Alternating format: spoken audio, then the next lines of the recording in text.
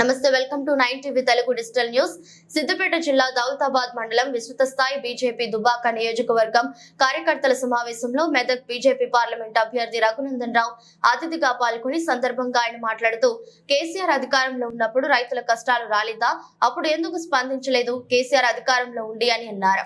రైతుకు కష్టం వచ్చిందని నీ అపాయింట్మెంట్ కోసం మీ ఫామ్ హౌస్ వద్దకు వస్తే కనీసం స్పందించలేదు. ఆ రైతు దరఖాస్తు రాసి నీ ఫామ్ హౌస్ కు అతికించి చెట్టుకు ఉరివేసుకుని ఆత్మహత్య చేసుకున్న విషయం తెలియదా అని అన్నారు.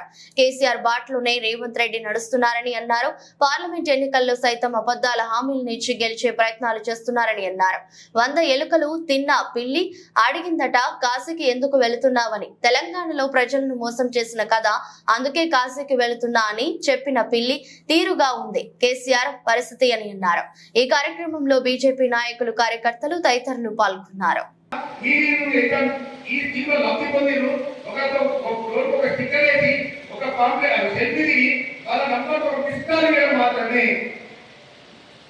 ఇది లాభాన్ని సమగ్రంగా అభియాన్ పై దాని తర్వాత ఊర్లో ఒక చెప్తే 10 రూపాయల వాళ్ళకి ఒక చెప్తే 20 రూపాయల వాళ్ళకి ఒక చెప్తే 35 రూపాయలు 100 రూపాయలు అలాగే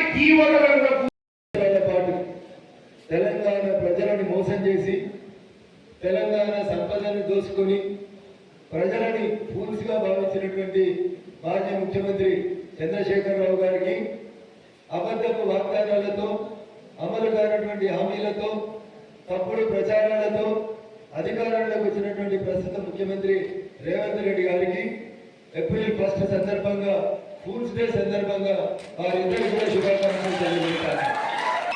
10 ఏళ్ళు కేసీఆర్ ప్రజలకి ఫూల్స్ చేస్తే అధికారంలోకి అనవికాని హామీలను అమలు చేస్తామని చెప్పి అధికారంలోకి వచ్చినటువంటి రేవంత్ రెడ్డి గారు కూడా చంద్రశేఖరరావు గారి మాటల్ని పోతున్నారనడంలో ఎట్లాంటి కూడా డిఫరెన్స్ కనబడతలేదు.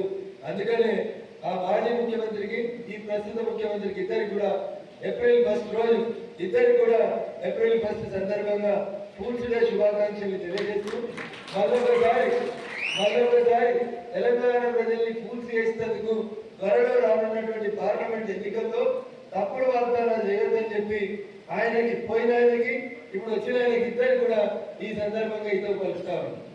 గర్వంగా ప్రపంచమంతా ఛాతి విరుచుకొని చెప్పుకునే రీతిలో భారతీయుల కీర్తి ప్రతిష్టలు పెంచిన నాయకుడు నరేంద్ర మోడీ గారు. అందుకనే కాశ్మీర్ నుంచి కన్యాకుమారి దాకా ఎవరెంత అరిసినా, ఎవరెంత ఢీ పెట్టినా, ఏ టీవీ చూపెట్టినా, ఏ టీవీ చూపెట్టకపోయినా, ఎవరికి నచ్చినా నచ్చకపోయినా 400 మంది ఎంపీలతోటి మూడోసారి ఈ దేశానికి ప్రధానమంత్రిగా నరేంద్ర మోడీ రాబోతున్నారు. ఇప్పటికే అన్ని రకాలుగా నష్టపోయింది. ఈ జిల్లాకు సంబంధం లేని కరీంనగర్ వచ్చి ఈ జిల్లా మీద పెద్దలు చేస్తాడా? హరీష్ రావుకి మెదక్ జిల్లాకి ఏమైనా సంబంధం ఉందా? హరీష్ రావు మెదక్ జిల్లాలో ఉంటుందా? ఏమైనా పేరు బంధం ఉందా? ఒక కోమర్షియల్ బంధమే ఉంది ఆయనకి. ఎందుకంటే ఏడాదికి 100 కోట్లు దాని మీద పెట్టాలి, సగం పైసలు పెట్టాలి, వేయాలి. ఏం బంధం ఉంది హరీష్ కి మెదక్ జిల్లాకి? ఏం బంధం లేదు. 610 జీవో అమలు చేస్తే అందరికంటే ముందుగా తన్ని తగిలేయాల్సినోడు ఎవరంటే హరీష్ రావు అనేవాడు తప్ప ఇంకొకరు కాదు. నిన్నటి దాకా మెదక్ ఎంపీ ఉంది ఆయన. ఏ జిల్లా అయినా? నిజామాబాద్ జిల్లా ఆయన. మా అమ్మమ్మని పోతారని ఈడికొచ్చి ఇల్లు కట్టుకున్నాడు. అవునా? ఎంతైనా కిరాయాడే కదా, షేపాయాడే కదా, పోతారన్న పుట్టినోడు కాదు కదా. ఎంపీని నిన్నటిదాకా పక్క జిల్లాలోనే పెట్టుకుంటుంది. ఈ జిల్లాకి ఇన్ఛార్జి మంత్రి మన సర్పంచులు ఏమైనా బలిసిందని బెదిరించినోడు కూడా పక్క జిల్లా ఉండే కదా. ఈ జిల్లా గారికి ఏమైనా సంబంధం ఉందా? కానీ ఎంత తెలుగులోనంటే హరీష్ రావు అనేటోడు. కలెక్టర్లు పనిచేస్తే ఆ 30 ఇళ్లలో హీరో కలెక్టర్, 30 కోడి లింగాలలో హీరో కోడి లింగం, అంతే. రాజకంటే ఎక్కువ ఉందా?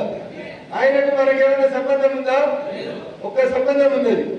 తెల్లాపూర్లో భూములు కబ్జా చేసిండు, కొల్లాపూర్లో కొల్లూరులో భూములు కొల్లగొట్టిండు, రింగ్ రోడ్ని వాటాలు తిప్పిండు. మాట్లాడితే 100 కోట్లు. నిన్నడో ఏదో పేపర్లో చూసిన విద్యానిధికి 100 కోట్లు ఇస్తాడు. దేనికి?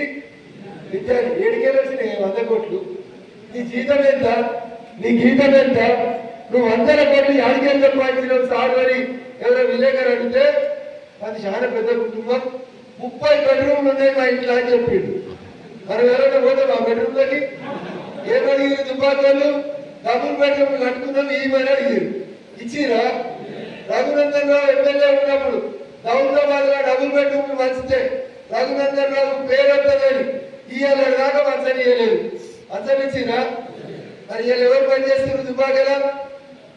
ఎవరు పని చేస్తారు? డిపాజిట్ వచ్చి కొబ్బరికాయలు కొడుతుంది. గెలిచిన వాడు 4 నెలలు కనబడ్డా? 4 నెలల్లో దుబ్బాక ఎమ్మెల్యే కనబడ్డా? 3 రోజుల కింద దుబ్బాకకు వచ్చి నటిస్తున్నాడు. రైతులకి కష్టం వచ్చిందని కేసీఆర్ ఎప్పుడు తెలిసింది? 10 ఏళ్ల తర్వాత. కొన్ని వందల మంది రైతులు చచ్చిపోయినాక ఇవాళ కేసీఆర్ వ్యాధికి వచ్చింది. ఏ వ్యాధికి వచ్చింది? రైతులకి కష్టం వచ్చిందని కేసీఆర్ కడుపులు వచ్చిందంట. రైతుల కష్టం టీఆర్ఎస్ పార్టీ అధికారంలో ఉన్నప్పుడు రాలేదా? రైతులు ఆత్మహత్య చేసుకోలేదా? మా దౌలతాబాద్ మండలంకి ఒక రైతు వచ్చి నీ ఫామ్ హౌస్ గేట్ కాడ 3 రోజులు నిలిచని నీ అపార్ట్మెంట్ దొరకకపోతే ఉత్తరం రాసిపెట్టి నీ ఫామ్ హౌస్ గేట్ కి సమీపంలో చెట్టు కూరేసుకొని చచ్చిపోయాడు. కేసీఆర్ మర్చిపోయాడు అని చెప్పి దౌలతాబాద్ గడ్డ మీదకి వెళ్ళి వీళ్ళు ఏమనుకుంటున్నారు? జనాలు మమ్మల్ని మర్చిపోతారు. పొద్దుగా చెప్తే ఏది చెప్పినా సరే మేము చెప్పిందే నమ్ముతున్నామని అనుకుంటున్నారు. నిన్న కడియం శ్రీ అని పార్టీలకే పోతున్నాడు అని అన్నప్పుడు కేసీఆర్ ఒక మాట మాట్లాడి వేసిరా మన ఇంట్లో మనవాడు పెద్ద కొడుకు పోయిండు. చిన్నవాడు 4,000 ఇస్తా అన్నాడు. ఈయన వచ్చిండు. ఇస్తున్నాడా? పెద్దవాడు 2,000 అటువైతే చిన్నవాడు 4,000 ఇటుపోయింది. అందుకనే చెప్తా ఉన్నా, మళ్ళీ చాటగానటువంటి హామీలు అమలు కాని హామీలు ఇచ్చి దయచేసి ప్రజలని పూర్తి మాత్రం భావించొద్దని చెప్పి మాత్రం దుబ్బాక గడ్డ మీదకి వెళ్ళి ఇద్దరు పోయిన వాళ్ళకి వచ్చిన వాళ్ళకి ఇద్దరు కూడా చెప్పదలుచుకుంది.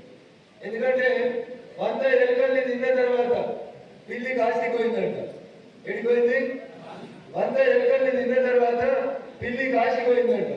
పోయేటప్పుడు ఇంకో పిల్లి అడిగిందంట, ఎందుకు వస్తున్నావే కాశీకి? దేవత దగ్గరికి ఎందుకు వస్తున్నావు?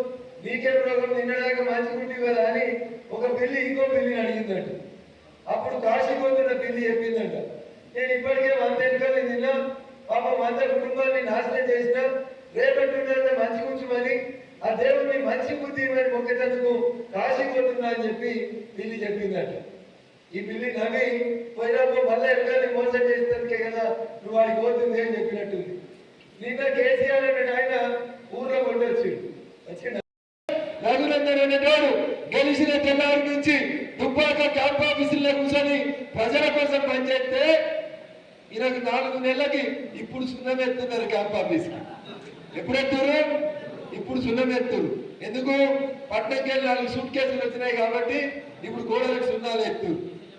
కాంగ్రెస్ బీఆర్ఎస్ ఈ జిల్లాలో ఒక రాజకీయ కుట్రకు తెరలేపుతున్నాయి.